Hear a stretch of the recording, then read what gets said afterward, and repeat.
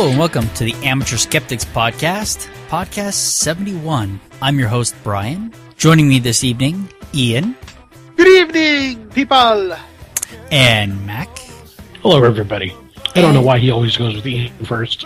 I do it because that's how they come up in Skype. I was last time. I don't know. And returning this week, Michael, Agent of Doubt. Geronimo. How is everybody doing this evening? Awesome here. Good. Doing alright. Alright, what's just Michael, somewhere there's a Native American jumping out of a plane yelling, Michael Clifton. Or there's a Whovian that's happy that there's another Whovian in the Skeptics universe. Or that. Whovian, huh? Doctor Who fans. Fans of Doctor Who. Oh. Every doctor seems to have his own catchphrase, and for a while it was Geronimo. Okay. Interesting. All right. Well, let's get to these announcements. Michael, you want to start there? Those are yours, right? Some of them? I'll start. Okay. On Halloween night, well, actually the daytime, Atheist Community of Colorado Springs will be building homes with Pikes Peak Habitat for Humanity. You could join them if you've had Habitat for Humanity safeties course, but if not, you'll have to get one of those safety courses. But they are actually helping to build homes for people now and putting on a good face for skeptics and atheists in the community. All right. Then at night, Pikes Peak Atheists' parents will be trick-or-treating in the shops in Monument. It's that little outlet mall. They put on a good Halloween show for the kids there, and it's really safe. Then Thursday, November 1st, Boulder Atheists are going to have their weekly lunch social, which I guess should be on the calendar for forever now. All right. And Friday, November 2nd, the Freethinkers of Colorado Springs are going to get together for a bike ride because it's going to be pretty much the last chance you'll get before the snow comes. Also, the same day, Atheist Community of Colorado Springs will have their monthly Drinking Without Deities meeting where they all just go to a bar and drink. Then on November 3rd, we've got a Parenting Beyond Belief thing, Raising Kids Without Children. It's by Dale McGowan. It's wait, Raising Kids Without Religion, not without children. Oh, well, hopefully we're doing both. Oh, okay. Okay. Yeah, it says COCOR here. I know many different skeptics organizations that have this on their calendar. It'll be a nice thing that all people from all over the state are coming to. Then, at the same time, the Durango Atheists are going to have member talks at the Nash family's house, and the Durango Atheists are pretty much sequestered over there on the other side of the mountains. There's no way they're going to make it to the parenting class. And then Sunday, November 4th, we've got the Hiking Freethinkers will be in Garden of the Gods hiking, and on the same day, the Secular Student Alliance at UCCS will be having a lecture from former Minister John Loftus, who is basically giving us all the dirt on what it used to be like when he was a minister. Excellent. And then on Sunday, November 11th, there is HOC is going to have their Rocky Mountain Paranormal Research Society thing going on. Right. Well, that's actually the Rocky Mountain Paranormal Research Society that's Baxter, Brian and Baxter. Yes, and so they'll be putting on their little show. And on Saturday, December 22nd, I'm the one running this event. The Freethinkers of Colorado Springs are going to host a Mayan survivor party downtown at Jack Quinn's in Colorado Springs, and it's going to be from 6 to 9. And our slogan for it is, we're going to party like there's no true Maya prophecy. And then it's horrible, isn't it? Yeah, it is. It's going to go really well with our radio PSA that we're going to put out for it. And then you're going to go all the way and put out a radio PSA, huh? Yes, we're going to do a radio PSA. We're going to have a YouTube video that we're going to spread around in social media just to get everyone to come down and have a beer. Oh, and it's nothing else, no other commitments, but come down, have a beer, and talk to some skeptics. Okay. And if you guys come, I'm buying the drinks. Excellent. Well, I will talk to my wife and we'll see if we can make it down. Okay. That'd be fun. All right. Well, I think that Michael has filled in for Kimberly spectacularly. Ta-da! I'm just half as pretty, that's all. My daughter likes to just come up to us and go, ta-da! Just out of the blue. Ta-da! Yeah. All right. So, All right. So moving on here, of course, Ian's story is still up at the 50, and I started reading it. It's actually quite entertaining. Thank you. I've not gotten to the end of it yet, so it might have a terrible ending, but what I read was great. Cool. Well, go vote for me. Give me be the best of. Love that. All right. Very good. All right. And shout out to Chris Weber. Yeah, remember Dumbass sent us the Yes. thing because apparently a new podcast, Skeptic podcast that just started up by Chris Weber, and apparently his first podcast was basically about what our last podcast was, kind of going off on. Not quite. So, That's what he's going to be doing, except for he's going to be doing a much more thorough job than we did. What he did last time on his first podcast is he went through the tools and the reason that they used them and the evidence that backs up the reason that they used them. Okay. And it was pretty funny because he goes through it and he says the EVP meter and he tells, this is their rationale as to why this would work. And then he says the evidence for this, there is none. And it was pretty much like that for every single tool, gives a rationale. The evidence for this, there isn't any. So it was quite entertaining. I had a good time listening to the show. So, that was excellent. So I do think that I'd like to have him on. I'm working on another show, with Misty where we'll take a look at, paranormal investigators again. And maybe he'd be interested in joining us for that. So I haven't contacted him yet. So. But yeah, so his podcast is the Paranormal Skeptic Academy. Yeah. And it's a brand new one. Go check it out. Enjoy it. Yeah, I'm sorry that I missed the last podcast, but I was actually, while you guys were recording, I was actually at a presentation by the Colorado Paranormal team. Oh. That's a local group here. And the Pikes Peak Skeptic Society, we all decided to go and not tell them that we were in the crowd, and we actually made up about half of their audience. And what was interesting is we all have this app on our phones called GroupMe, where we're all connected to this hive mind of texting. We text one place and it goes out to everyone. And some of the things that they were saying were just so over the top, just moronic. Especially saying, well, we have some people here that are from science backgrounds or detective backgrounds, former policemen. We also have some sensitives. So we're trying to meld the objective with the subjective. And when I heard that, I was like, he keeps using those words. I do not think they mean what he thinks they mean. I don't think they do. And everyone got a good chuckle out of that. But they had all of the normal things that you would expect that have already been debunked, like orbs, photos of orbs. And they had what they call a vortex. A few days later at a Halloween party for the skeptics, we had the camera on this one light, and it made this straight line down the center of the screen. And I used my video camera to say, look, we've just found out how they make the vortexes. And they had this one technique that they wouldn't blow up the screen. They said that if they blew it up, we wouldn't be able to see it. But it was this very small screen that they were using, and we were supposed to be seeing a ghost moving in the background. And I went home just that night to make a video for Hans, one of the other members, to show him how easy it is to fake that by using transparency overlay on a YouTube video. And everything that they did, we could explain away. That's pretty, yeah. And I think that's pretty typical in most of these situations. I think that there's still... Once you see one thing from Brian and Baxter, one presentation from them, you are basically inoculated versus all of these things. Yeah. Yeah. But even they have stuff that they say they can't explain.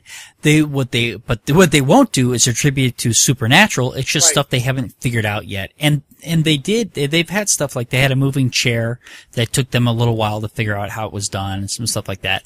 So the nice thing about the way that they do this is that they'll present the stuff to you and say, we can't explain this yet. And that's where they leave it. They don't feel like they have to have an explanation. So that's one of the things that makes them different. Mm-hmm. So, yeah, so we do definitely like them. And their little show, they probably listen. I'll probably hear about that. Yeah, they know that we're all marked out fans for Brian and Baxter. They know. I know. All right, so are we ready to move on? Let's do it. All right, so back in 2008, there had been some, there was, I guess it says thousands of foreshocks and aftershocks, some of them reaching a magnitude of 3.5 in an area of Italy.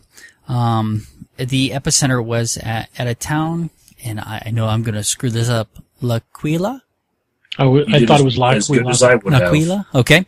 And so the government had sent in some geologists and seismologists to take a look at the area and basically, write up a report and determine, what they thought the likelihood of a major event happening is, which is really an unfair thing for ask them to do in the first place. But regardless, they went out to survey the area, and in the report they said that they felt that the likelihood was small, was low. And so they gave the report back to the government. 6 days later, an earthquake of magnitude of 5.9 on the Richter scale and 6.3 on, the movement, it's a different scale. Sorry guys, let me look this up real quick. Thought I had it written down. They have to have their own scale.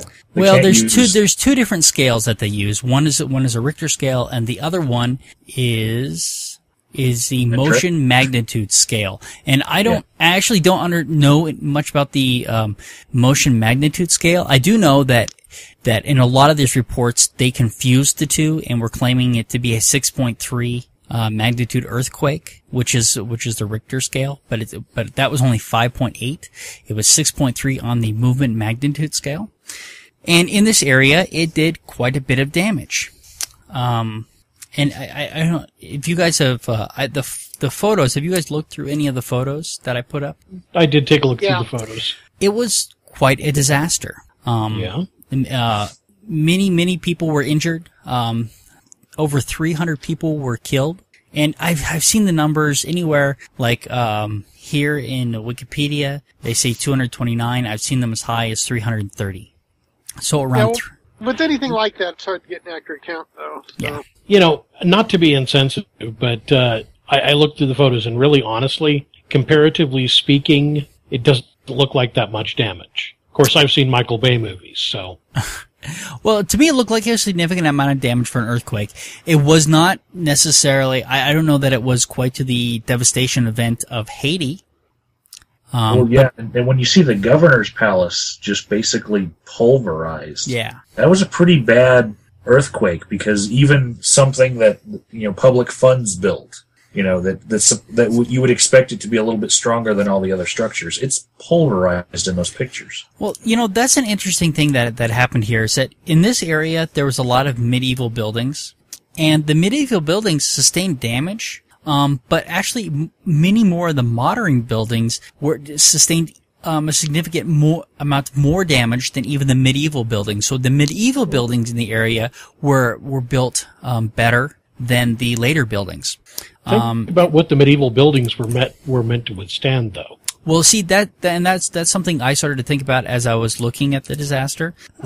Is what these, at the time that the medieval buildings were being built, maybe it was even more seismically active, and so they built for that. I'm thinking, siege engines.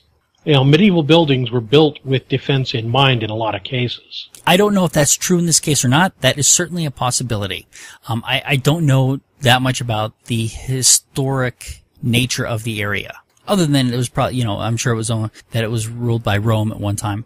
Well, and just using logic here, the medieval buildings that we still have gone through multiple earthquakes before. Sure. It's the medieval buildings that we don't have, that we don't see, and these other buildings were probably built in the footprint of.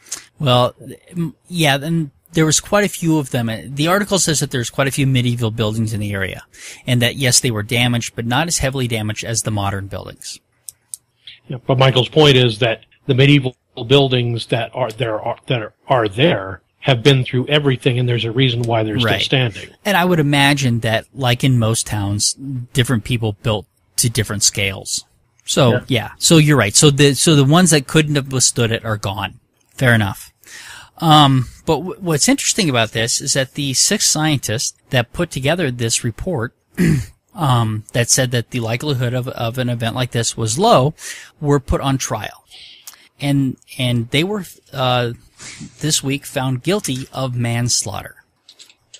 I have a couple of thoughts on that. Okay, go ahead. First, a 6-year sentence for manslaughter, multiple counts of manslaughter, seems pretty light to me. It's in terms, it's a long time in terms of a person's life, but in terms of manslaughter, it seems like a wrist slap to me. Okay, but they also have to pay all the legal costs of the trial. Yes, and they also have to pay damages for the area as well. I saw that. Okay.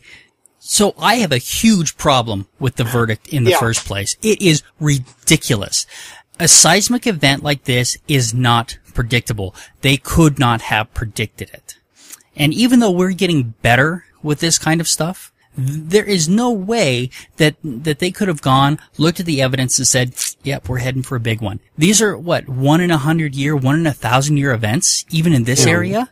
And they're supposed, and they're being tried for something that's unpredictable. They shouldn't have been tried in the first place. But for them to be charged with manslaughter. It's people are angry and they want something to blame. Exactly. For an act of, dare I say, an act of God. Well, one of the articles mentioned the fact that they really shouldn't have been holding the trials in the same city it happened in. Well, exactly. So, the emotions and everything. It's like, no, get them away from where everyone's I'm thinking change of venue might have been a good plan. Well, my comparison to that is the Oklahoma City bombings with Timothy McVeigh. That was not tried in Oklahoma City. That was tried here in Denver. So they got it away from Oklahoma City. And you see, one thing you look at with crimes and stuff, we love finding someone to blame. Let's take the recent, the young girl that was kidnapped in Westminster and found dead. I remember the day that they arrested someone.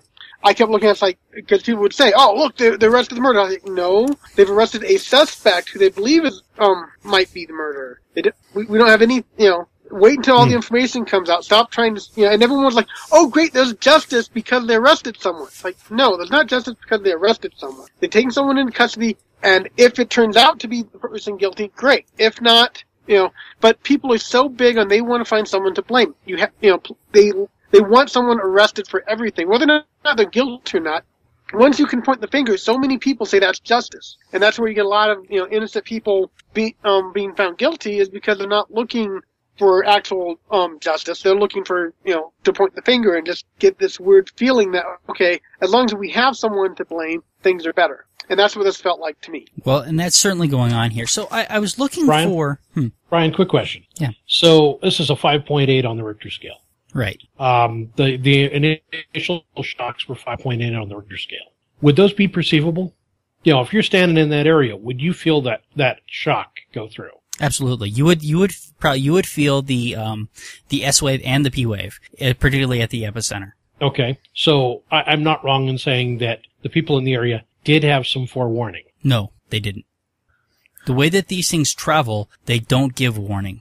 The only potential warning that we had in this case were the shocks leading up to it. But that's what I'm saying. But they're not telltale signs of anything. They had pre-shocks. They knew something was going on. No, not necessarily. Not necessarily. Instead, they decided that they were going to go with what the scientists said, which is that they couldn't find any evidence that there was a major event coming. Which they couldn't have found. There's no way for them to find that evidence. That's the thing. Small earthquakes don't necessarily mean there's a big one coming. Right. Yeah. My point is been a pattern like that. This is people looking for somebody to blame.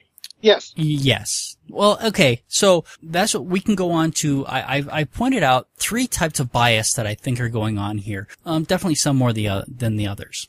I started with hindsight bias. That was the first thing that I found. And hindsight bias is also known as the we knew it all along effect and the creeping determination. And basically, this has to do with looking at what happened and looking back at it and making correlations. Mm-hmm. But it didn't quite do it for me. So I continued looking, and that's when I found outcome bias. And outcome bias was very specific to what was going on here. Outcome bias is an error made in the evaluation of the quality of the determination when the outcome of the decision is already known. So basically, they looked and said, well, there was a quake, so they were wrong. Okay. Which they were wrong, right? Okay. We can admit that they didn't predict it, but you looking at the outcome, working backwards with outcome bias and hindsight bias, they're saying, well, they could have predicted it. They should have known. And then the other one that I pointed out in here was, emotional bias. And so basically, people feeling, in this particular case, because there was so much devastation, so many people lost, these people were, emotionally distraught. And so by trying them in this location, they found them guilty. There is no way that they could have gotten a fair trial trying them in this location. If I may. Yes, please. It's even worse as compared to what we consider a fair trial here in America. In the Italian system of government, the judge that presided over this case was actually one of the jurors.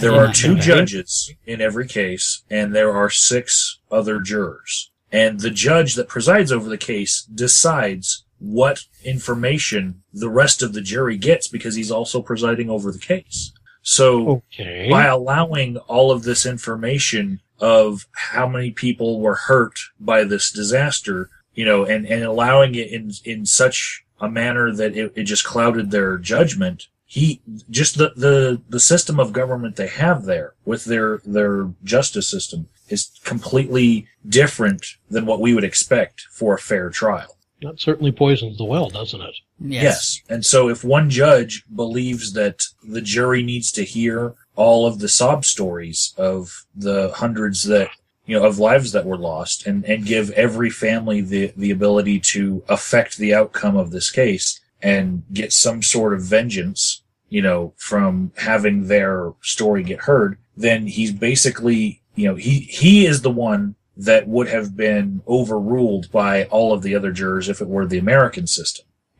If there were one person on the jury saying, hey, we need to take this into consideration, the rest of the jurors would probably say, no, we've heard enough. And that would happen in deliberations. Like, we don't need to go over the victim's testimony anymore. This judge allowed a lot of victim testimony in. Okay. Wow. Okay. So I think it's, pretty obvious that that before this started, there was kind of already a determination, considering where they did it, who they used to try it. Mm-hmm. I pointed out, cause I saw this on Facebook, and so I've been arguing with people on Facebook about it. And, basically they come back to, well, they said that it was low risk and a lot of people were hurt. And I said, it's kind of a slippery slope. I said, anybody who had any basic science education would realize that this was an unpredictable event. Because they didn't get that, I think we should blame the teachers. The teachers are criminals. But, it's like, well, hold on. Let me finish my slippery slope here. Because the teachers aren't giving enough time and enough money by the government in order to teach science properly. It's the government's fault. Well, and the government also sent those scientists out there, so they're doubly to blame. Okay, and I'm not done yet. The people don't want to pay their taxes to give the government the money that it needs to pay for a proper science education. So now everybody's to blame. Now, I can add another level to that. Oh, please. Even. The vice director of the Civil Protection Department was the person who talked to the 6 scientists who said that the chances were low. The vice director went and told the public in many public interviews that there was nothing to worry about. Those were his words. Yeah. Those weren't the scientists' words. The scientists were saying there is a small chance, Right. And he's saying that there's nothing to worry about. The disconnect there is that he had a job to try to keep the peace, and he only heard what he wanted to hear, and he didn't speak science speak. And that goes back to it's the teacher's fault, because somebody who can make it to vice director of the Civil Protection Department can have no scientific education whatsoever and still hold that position and basically lie to people not knowing that he's lying. We've seen that here in America. Yeah. No, the person that I was... But, this kind of logic would be saying that if a weather forecaster messed up and it was icy the next day and you weren't ready for it and drove and hit your car, guess what? They gave you a bad prediction. Right. That was my first joke. I said, watch out, weatherman, you might be next. Yep. But so the person that, it's a discussion. I guess we're not really arguing. We're just discussing the points. She said that she agreed that it was unfair. She says the problem is the scientists were pressured into signing a document which stated that there was very little risk. Well, I didn't find any evidence of that. There was a report, they did sign it, and they did say there was little risk. And so I asked her to cite her source on that, because I can't find what she's saying exactly. And then she goes in to say, for the people there was mass confusion, and panic, and would be avoided. But the problem is that if they had said that there was low risk, but yet issued a warning, they could have done more harm than good. And that's one of the problems in these kind of circumstances, is that all you can make is a general, kind of preparedness statement. Is like, well, this could happen at any time. That's all you can say. Yep. And so basically, she goes on to talk about the disaster and so forth. And, but then she admits that it's not the scientist's fault. So it sounds like she might be having some trouble, with empathizing for the people having the disaster. But yet understanding that it's not the scientist's fault. And I can appreciate that, because these people were devastated. I get that. And I don't want to take anything away from that, but it is a false sense of justice to blame these 6 scientists. It may feel good in the short term, but in the long term, I think this is going to do a lot of damage. And we're already starting to see it, because scientists don't want this to happen to them. We've already had a couple of scientists step down from the Italian government. And the government, a spokesman for the government came out and said, listen, we hope this is overturned. And they don't want to lose their scientists. They're trying to work that out, currently. So, it's not over. There's got to be an appeal, but, if they appeal it in the same location, they don't have a prayer. Right. Michael, you seem to know something about the Italian system of justice. Do they have anything like higher courts to appeal to, such as our system? Yes, they do, but right now at this point, the judges and the jury don't actually have to finish up their reports for 90 days. Okay. The jury has to file a report as to why they rendered the verdict that they did. That report hasn't come out, so we don't know what the next step in the appeal process will be, because of the delays that the Italian justice system has worked into it. All right. So, Brian, you know something about the work of seismologists and geologists. So, how does a seismologist go about making a prison shank? Yeah. Shall I admit my bias here? Would you like that? I know your bias already. Yeah, I work for a company, and I work with geologists and geophysicists. And what we do is we process seismic data, and we're looking for oil and gas. Now, it's not quite the same thing, because we're looking at reflection data, and earthquake data is different. So the tools are similar but not identical. But when we go out and we do this, we're actually creating the seismic event that we're recording. So it's much more precise. And we can adjust, the resolution of how fine we want to look at the data and how deep we want to look at it. But even still, even though we have higher quality data that you would have from an earthquake, we can see faults and stuff like that.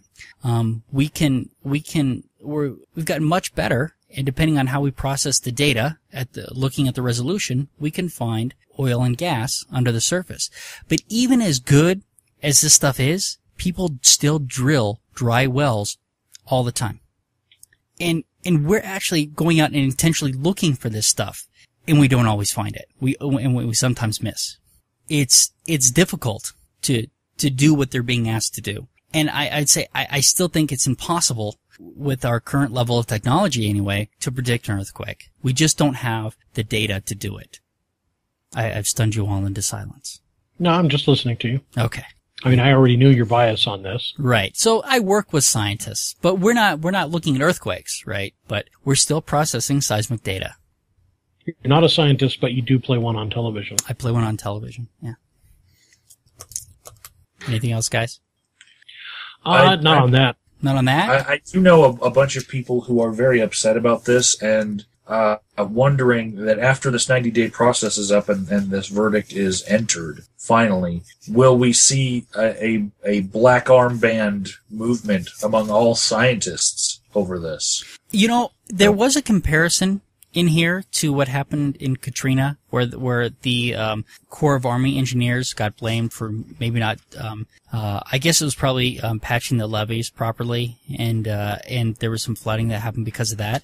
And so you know they make an assumption. Oh, I guess that's the other thing I do want to point out here. They make an assumption that these things are preventable.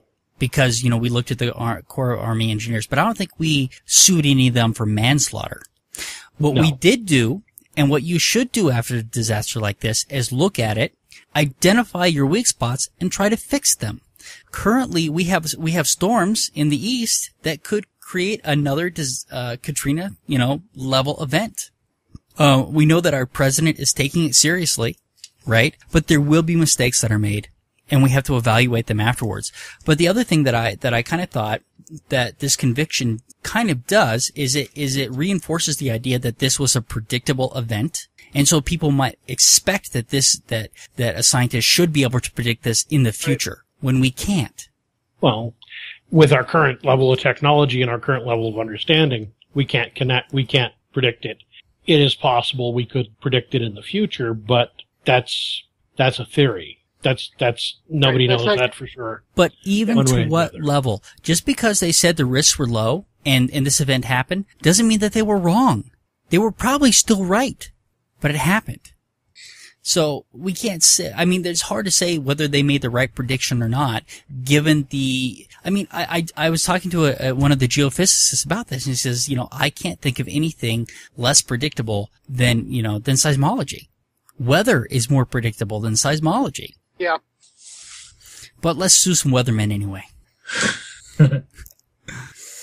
All right, let's move on.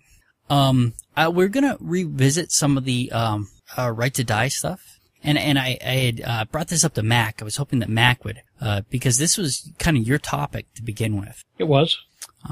So I put up here the Terry Pratchett documentary, which did come out a year ago, but I hadn't seen it. About his choosing, or at least contemplating that he wanted to die. And so he did a documentary where he followed a couple of people, that actually decided to end their lives. He actually took a trip with them to Switzerland to visit the organization Dignitas.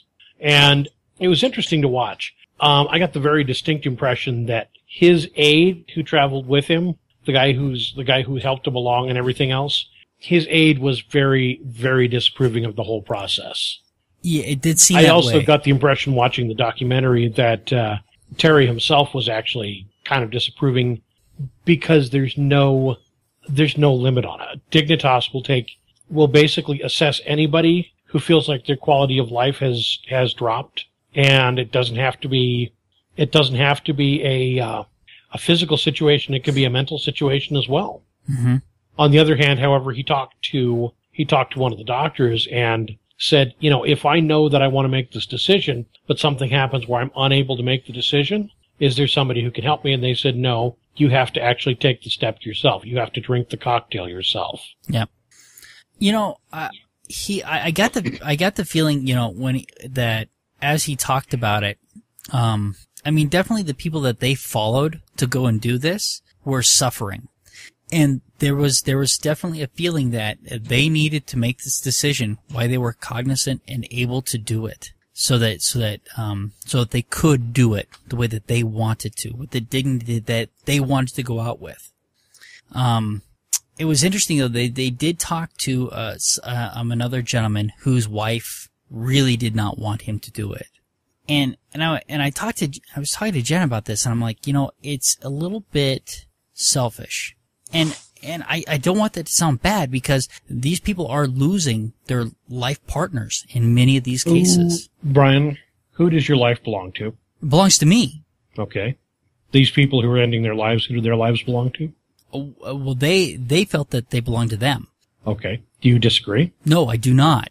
Okay. I actually kind of do. Okay, go ahead. especially once you have a family, you kind of pledge part of your life to you. As far as I'm concerned, while my life is my own, I've made a commitment to my wife. I have a commitment to my kids. And if I was to go through something like that, they would have to be a part of it. Now, in the end, they might not agree with it, but they definitely would have to be a part of it.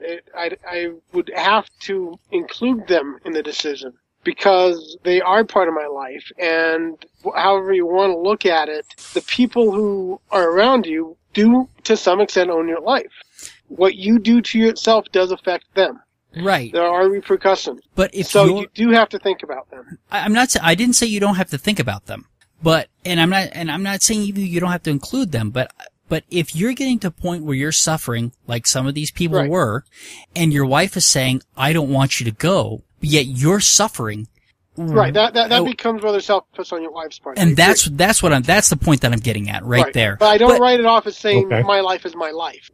Well, but I still think that my life is, I mean, it is my responsibility, ultimately. For the most part, yes. But I don't want to be too callous about it because, on the other hand, these significant others, these partners, are going to be losing this person. Right. That's the thing. And so even though I can see that it's selfish, I understand where they're coming from. I understand their selfishness, and I certainly appreciate it.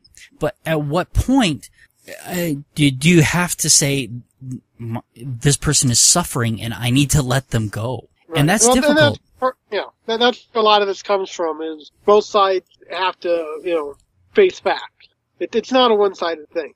It definitely, you can't just say it's the one person's choice. It is multiple-sided, and all the sides have to kind of face reality. In the end, it's the person who's suffering's choice, but the other people are involved, the other people are going to, be affected by this, and the person who's making that choice hopefully has supportive partners, supportive family that understand why they're making that choice and can live with it. Mm-hmm. That's what you hope for in the best situation. This was difficult for me to watch. Yeah. And it was difficult for Jen to watch. You're talking about the documentary? The documentary, yeah. It was hard for me to watch too. I sat there watching it, and I ended up I had to pause it about halfway through and go hold my bird. Sure. And you have to remember, I've somewhat been through it. My grandfather, basically, what was it called? I can't remember what it's called. But he said, no, I don't care at this point, just let me die. And, he basically, I at least got closure. I think I've said that in past podcasts with it all. I got to talk with him, see with him before he really let himself go. And, the whole family knew it and was okay. That's what he's decided. We're not about to stop him. So, but, he had lived a full life, and there's some stuff about whether or not he was really suffering. Some of the suffering was your basic old age stuff. I mean, he was, I think, near 90 at the time. Okay, but that's suffering. And so, his body was giving out on him little by little, and he was very healthy for 90, really, at the beginning of it all. But he didn't like the feeling that, he couldn't drive himself anywhere anymore. He didn't have the control over his life he liked. He was getting very depressed. He was having some real issues over that. And, he was letting his health deteriorate, and there wasn't much we could do about that. And if we kept fighting him and saying, okay, you gotta go to the doctors and, we have to do this every month or so, and, there was a pattern kind of to it. And so, there's a point where it's like, okay, he lived a full life. Whether or not we love him, we have to let him make the choice. Sure. And at some point, because you love him, you have to let him make the choice. Right. Yeah. So there were some interesting statistics that came up in the show. And I mean, I think that this might be, to the point that, Mac was making a little earlier, but 21% of the people that go to, Digitas do not have terminal illness, but, feel that Dignitas. I'm sorry. Yeah, Dignitas. You're right. But they have, they feel weary with life, and they've chosen to end their lives at that point.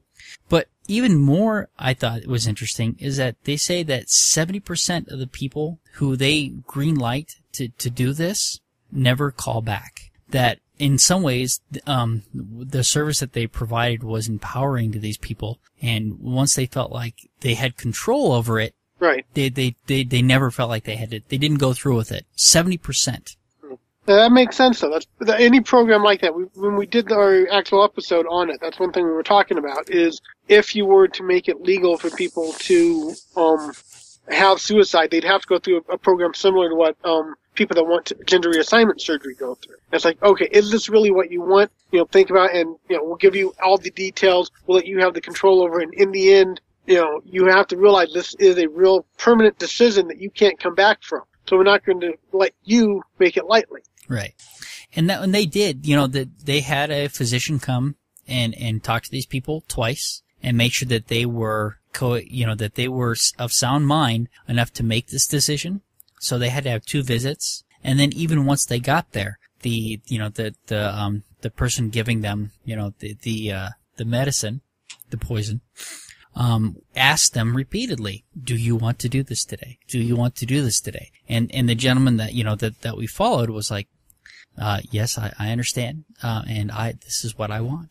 And in the end, he drank it, and, it was quite peaceful. We watched him die in this documentary. It was, a little weird, but he made the choice. He drank it himself. And in the end, we watched him die. So it's a snuff movie. Not quite, but in the end, and Terry Pratchett goes up to the people who administered it and thanked them very much for the way that they conducted themselves, for the professionalism that they showed. If you haven't gotten to the end of it yet, you really need to watch that piece of it. Okay. It was quite moving, to watch that whole process. Well, that's one thing some people don't realize is the doctors that advocate that actually do respect life. Then they're not just trying to kill everyone left and right. They don't believe, hey, end it here. Let's make it easy for you. They do actually have a respect for life, and it's part of that respect for life that comes to, hey, if you're at that point, let's help you die with dignity. Right. To me, that is showing respect for life, because life isn't just about being alive. It's about your quality of life, your enjoyment of life. It has to play a part in it. Yeah. So it was, it was very powerful to watch.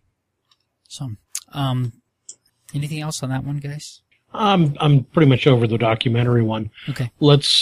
I know you did put some other stuff in here though about Sungyun Grace. Yeah, she is a Korean woman, 28. She has a tumor on her brainstem. She has been treated with radiation, but it is inoperable at this point. Brian, hold on 1 second. I do want to bounce back to something from the Dignitas Wikipedia page. Mm-hmm. There is a note in there talking about the fact that they dumped a bunch of cremation urns in Lake Zurich, or at least they're being investigated for having dumped at least 60 cremation urns in Lake Zurich. Okay. And the numbers may go as high as 300, and for an organization that has essentially assisted about 1,000 people total, that's about a third of their clientele. I went looking for more information on that, okay. And honestly, all I could find was reports that had been done, not any response from Dignitas, and it just seems really, really weird and sketchy that a whole bunch of remains would be dumped so unceremoniously. Yeah, I did not read that. I have no response to that. Okay. So I don't know if that's true or not.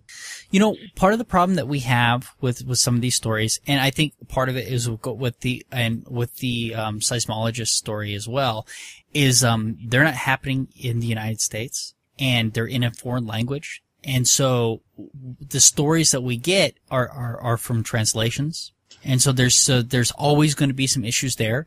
And the same thing could be happening here with the Dignitas story with those urns, is that we may not be getting everything, because my Swedish sucks. Okay. And if you were trying to read it in Swedish, you'd have a bigger problem because that's Swiss. Yeah, sorry. Yes. You can always tell Swiss because it's got holes in it or it's covered in chocolate.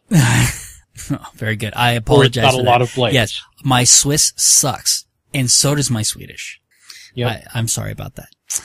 Yeah. So I mean, there's definitely a communication gap when it comes to that stuff. That would be most unfortunate. It makes it feel like it's a mill when you read that kind of stuff. Mm-hmm. I did find an article from the Daily Telegraph, which is a British newspaper, and it was addressing the fact that it didn't know if any remains of British citizens were dumped, but that they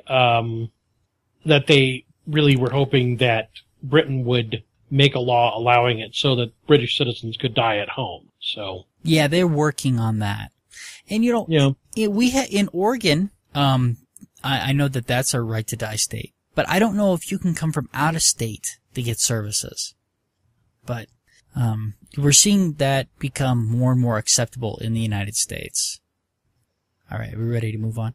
Yeah. Okay. All right. Sorry, I interrupted. Yeah, so you had said her name, very lovely, and I'm not even going to try. Sun Young Grace is what I've got. Sun Young Grace. So, yeah, so she has an inoperable brain tumor. It's on the brain stem, and at this point, she is paralyzed from the neck down. She's on a ventilator. It sounds like her medulla oblongata is not working either. So, yeah, if she's on a ventilator, essentially it's breathing for her, and her medulla is not functioning. Right. The only way at this point that she can communicate is by blinking her eyes and mouthing words. Right. And so that's how they've been communicating with her. She's got a lot of morphine going through her system, and she at some point had decided she was done. She was ready to die. And she had been fighting with her parents for the right to die, which she finally won. And then the strange thing happens. She wins it, and then she turns over power of attorney to her father to make her medical decisions for her, and now they're claiming that she no longer wants to die. It's hard to know exactly what's going on in this case. Yeah. Maybe it's one of these cases where once she felt like she was empowered enough, that was good enough. But it also could be that her father, who is a minister, who believes that if she commits suicide, and they believe that removing the breathing tube would be a suicide, then she would go to hell. And it's amazing to me to think, well, if we didn't have that ventilator, she would already be dead. Right. And so by letting her die naturally, because her brain could no longer support her, that would be suicide. And I guess I just don't see it that way. I mean, she's being kept alive by machines, and she has expressed that this is not of her wishes. Right, but her parents are claiming the doctors manipulated her, and with how drugged up she was. Okay. That's their claim. But this is one of those things where that's not typical of doctors. That doesn't mean it's not happening, but they have this thing called the Hippocratic Oath, and I think most doctors want to keep their patients alive, or at least do what they want, what they request. And I know that just recently, when Jen was into the hospital, her doctor asked her, I realize that I probably already know the answer to this, but because you're coming into the hospital with me, if you were to become to a point where you would have to be put on a respirator or resuscitated, do you want me to do that? And of course, Jen said yes. But at least the doctor found out what her wishes were prior to taking her into the hospital. Right. Prior to admission, to find out what her wishes were. Yeah. But this is one of those things where if you honestly think your loved ones are not going to follow through with your wishes, you need a living will. You should have one anyways. Yes. But but especially if you believe your loved ones are going to go against what you want, get it done. It's more important than I should have one, but I'm not too worried because I've talked to my wife, I've talked to my parents. The people who know me know what I want, so I'm not too worried. But there are families like this where we've seen this come up before in the past, where the family will fight and claim no, that's not what she would have wanted. It's like, right. Well, that's not what we're being told. And this is where I have a problem with people who claim that religion is more moral, because this person is suffering, has expressed that they're done, and because of a religious conviction, they would rather this person suffer, and have a real problem with that. This is where we are more moral than the Bible, than religion, where we are willing to stop a person's suffering when they request it. Our priorities, especially when they get clouded by religion, really don't make sense sometimes. And this is one of those places, and this is one of the reasons I don't think Mother Teresa is a saint, because of all the people she let suffer and didn't actually help. So these kind of stories aggravate me because this person has expressed that they're done, and all they have to do is remove the breathing tube, and maybe she will breathe on her own. But more than likely, remove the breathing tube. If God wants her to live, and God's really that powerful, He's going to live, right? Yeah. There's certain logic to that. If you guys, if these people really believe it's all God's will, then put it in God's hands. Don't put it in the doctor's hands. Disconnect the tube, disconnect everything. Say, okay, God, But it's, to me, that somewhat shows just how much faith these people really have in their God. Right. Yep. I can talk to you guys about my own experiences with my sister dying. Yeah, please. My sister Deb in 2008 died of lymphoma, which spread into every cancer imaginable, including brain cancer. And towards the end, we had to move her from St. Mary's in Madison, Wisconsin, to the University of Wisconsin Hospital in Madison, Wisconsin, in order to get more end-of-life decision choices, because we knew that they were coming up. And she ended up in palliative care in the University of Wisconsin's hospital, and she got sent to a special home for dying off in Pittsburgh, Wisconsin, a hospice. And while she was there, we were able to make this decision where she was switched from painkillers to a sedative. And that sedative, once we switched her to that, we knew that that day was the last day we were ever going to talk to her. And the next day she actually passed away. But in the Catholic healthcare system, and Catholic churches own a very large portion of hospitals in America, you don't get that decision to switch from painkillers to sedatives, even if the pain is so much that painkillers wouldn't be able to handle it without killing you. The maximum dosage allowed won't handle the pain, but people are still kept alive. And I've given you a link in the notes for the show to Compassion and Choices of Colorado, and that is an activist organization that fights the Catholic Church, especially on their ethical and religious directives. And the ethical and religious directive that tells Catholic churches not to allow for the switch to sedatives instead of painkillers is ERD number 60 and ERD number 61. And if you look them up, basically they say that a person is to be kept conscious for as long as is possible, because once they go into a medicated coma, that's against God's will, because suffering brings you closer to Christ. Yeah, that's the Mother Teresa line. Yes, and so it's ERD number 60 and 61 that Compassion and Choices have been fighting the hardest here in Colorado. And in Colorado Springs, we have two hospitals. We have Memorial and we have Penrose. One's Catholic and one's not. And one will give you these end-of-life choices and one won't. One will give you a referral to Planned Parenthood and one won't. And so Compassion and Choices mostly deals with end-of-life issues. You've got a link there. I think everyone should read the ethical religious directives from the United Council of Catholic Bishops and see how mean they are, people, when they're making these end-of-life decisions, because their directives are held above the Hippocratic Oath. Right. Their directives say that if somebody has an advanced directive, where they wrote in their living will that they want to be put to sleep, instead of being kept on machines, if they want to have a sedative and just die peacefully, they don't get that. Yeah, we've talked in past podcasts about them choosing the right of the dead fetus over the mother. Basically, the fetus dies, and because the Catholic hospital sees that as still an abortion because the fetus hasn't come out yet, and the fact that the fetus is in there dead, the mother's life is at stake, somehow their morals say, hey, we can't take that fetus out because that would be an abortion, even though it's already dead. But life isn't worth it. You should be willing to die for your baby. And it's like, whoa. There's some messed up lines they're willing to cross. Yeah.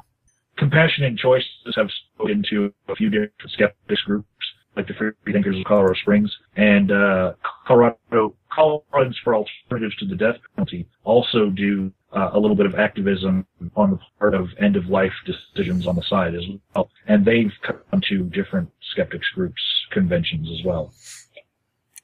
Yeah, and you've got a couple of other things on here. One of them looks like it's a PDF.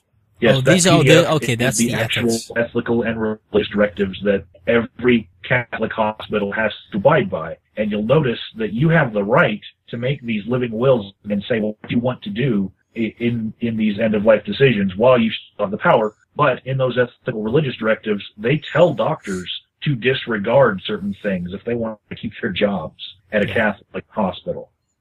And some of those things are things like if you wanted to be switched from painkillers to a sedative at the end of your life in order to die peacefully in your sleep, they're not to do that. They're to keep you conscious as long as possible.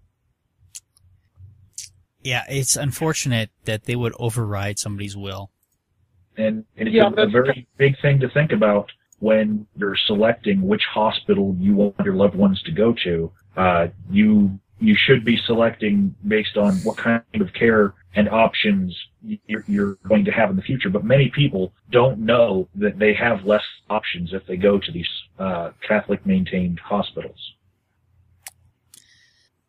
I'm kind of out of anything at this point. I mean, I'm just so distraught. I know it's a very hard to talk about the subject, and it just tears the life out of your soul for a couple hours just thinking about all these people in pain and not being able to end it. Yep. All right. Well, does anybody have anything else to add at this point? Yeah, I think we've pretty much depressed all our listeners. I think so too. This is a tough one, but I think it's important that we talk about it. Oh yeah. I'm glad that we did. So, all right. Well, then I think that we're going to go ahead and end it there, unless somebody else has got anything else. Well, remember, listeners, I'm good. We don't bring it up enough. Check us out on Facebook, leave remarks, comments, start discussions, give us something to work with.